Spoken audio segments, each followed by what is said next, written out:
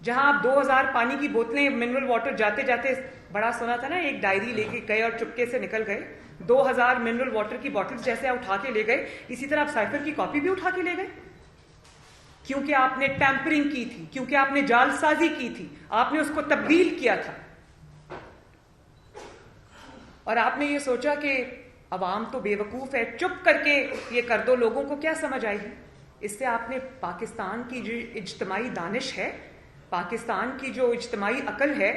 سمجھ ہے, فہم و فراست ہے, اس کو آپ نے اس کی تذلیل کی ہے. آپ کو معافی مانگنی چاہیے پاکستان کے عوام سے, اور سب سے زیادہ معافی آپ کو اپنی جماعت سے مانگنی چاہیے, جن کے سامنے کھڑے ہو کے آپ نے وہ جھوٹا خط لہرایا اور جھوٹ بولا سازش کا, اور انہوں نے مان لیا. ان کے بارے میں اب میں کیا بات کروں. اور آج وہ کہہ رہے ہیں کہ بات ذرا سنیں تو صحیح, مطلب شیطانی ذہن کی اختراع کہ سائفر تو ہے نا. اب جو لوگ یہ بات کرتے ہیں ان کو اندازہ ہی نہیں ہے کہ امور جو حکومت ہوتے ہیں, مملکت ہے, وہ چلائے کس طرح سے جاتے ہیں. اور آپ نے سازش کی پاکستان کی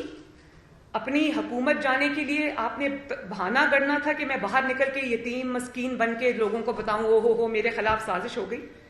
لیکن اصل بات یہ ہے کہ آپ نے سازش کی پاکستان کی سالمیت کے خلاف, آپ نے سازش کی نیشنل سیکیورٹی کے خلاف, آپ نے سازش کی پاکستان کے جمہوری نظام کے خلاف, آپ نے سازش کی پاکستان کی فارن پالیسی کے خلاف, آپ نے سازش کی سفارتی تعلقات پاکستان کے اس کے خلاف.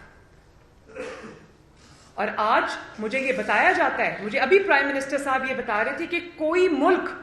آپ کو کوئی خط لکھنے پہ تیار نہیں ہے, کوئی سفیر آپ کے ساتھ بات کرنے کو تیار نہیں ہے, کیونکہ کسی کا پاکستان کے اوپر اعتبار نہیں ہے. وہ کہتے ہیں کہ ہم کوئی خط بھیجیں یا ہم کوئی سائفر بھیجیں یا ہم کوئی کمیونیکیشن بھیجیں تو ہمیں بعد میں پتہ چلے گا کہ وہ تو تبدیل کر کے تو اس کا تو سازش بن گئی, ہم سازشی بن جائیں گے. یہ میرے ساتھ بیٹھے ہوئے تھے, ابھی ہم پرائم منسٹر کے گھر سے آ رہے ہیں, یہ احسن اقبال صاحب بھی تھے, رانا ثناء اللہ صاحب بھی تھے, ہم سب تھے. تو پرائم منسٹر نے کہا کہ کوئی ملک پاکستان سے بات کرنے کو تیار نہیں, سب ڈرتے ہیں پاکستان سے. تو یہ کیا امیج آپ نے بلڈ کیا پاکستان کا لوگوں کے سامنے. اور آپ نے اس سازش جو کبھی تھی ہی نہیں, سازش تھی ہی نہیں, اس جھوٹی سازش کے ڈرامے کی آڑ میں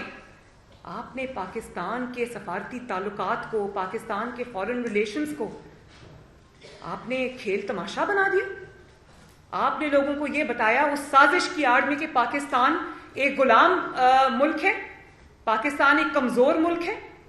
آپ کو شرم آنی چاہیے تھی یہ بات کرتے ہوئے. اور پھر کہا کہ کھیلنا ہے, اس کے اوپر ہمیں صرف کھیلنا ہے.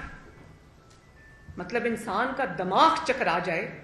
کہ جو شخص بھلے وہ کتنا غیر ذمہ دار ہو, کتنا نااہل ہو, کتنا نالائق ہو, بہرحال تم 4 سال اس ملک کی وزارت عظمیٰ کی کرسی پر بیٹھ کر آئے. آپ کے منہ سے یہ بات سننا کہ جو معاملہ قومی سلامتی کا حامل ہے اس پہ ہم نے صرف کھیلنا ہے. یہ جو جملہ عمران خان صاحب کی آڈیو میں ہے نا کہ ہم نے صرف کھیلنا ہے, اس میں ان کی 25 سال کی, جس کو کہتے ہیں نا, وہ کہتے ہیں میری 25 سال کی جد و جہد, وہ ان کی 25 سال کی جد و جہد, ان کی 25 سال کی جو سیاست ہے وہ اس ایک جملے میں چھپی ہے. کبھی ہم نے جنرل پاشا کے ساتھ مل کے کھیلنا ہے, کبھی ہم نے ظہیر الاسلام صاحب کے ساتھ مل کر کھیلنا ہے, کبھی ہم نے عوام کے مینڈیٹ کے ساتھ کھیلنا ہے, ہم نے عوام کے مینڈیٹ پہ ڈاکہ ڈال کے RTS بٹھا کے ہم نے وزیر اعظم بننا ہے, اور کبھی ہم نے جیسے ابھی ڈار صاحب نے کہا کہ معیشت کے ساتھ کھیلنا ہے. ظاہر ہے جس بندے کا ابھی جو مائنڈ سیٹ ہے وہ اس نے پاکستان کے